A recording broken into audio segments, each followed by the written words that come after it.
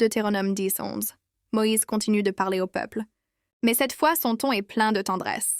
Il leur rappelle qu'après l'histoire du veau d'or, Dieu n'a pas abandonné Israël. Au contraire, il a demandé à Moïse de tailler 2 nouvelles tables de pierre. Puis il a réécrit lui-même les 10 paroles dessus et les a placées dans l'arche de l'alliance. Cela montrait que Dieu voulait toujours marcher avec son peuple et rester au milieu d'eux, malgré leurs fautes. Puis Moïse explique ce que Dieu désire vraiment. Maintenant, Israël, qu'est-ce que l'Éternel ton Dieu demande de toi? Sinon que tu le craignes, que tu marches dans toutes ses voies, que tu l'aimes, que tu le serves de tout ton cœur et de toute ton âme, et que tu gardes ses commandements pour ton bien.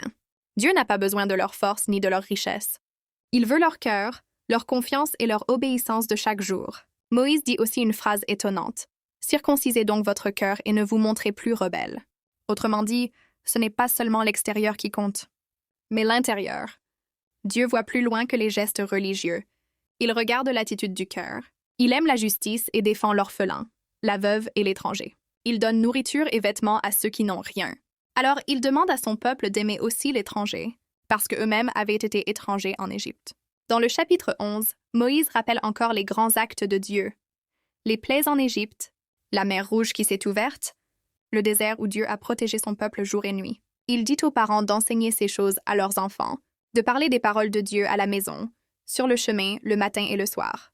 Ils doivent les garder comme un trésor, les écrire sur les poteaux de leur maison et sur leurs portes, afin de ne jamais oublier. Enfin, Moïse montre le sérieux du choix qui se trouve devant eux.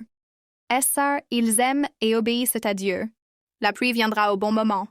Les champs donneront leurs fruits et ils vivront longtemps dans ce bon pays. Mais s'ils tournent leur cœur vers d'autres dieux, s'ils oublient l'Éternel, la pluie s'arrêtera.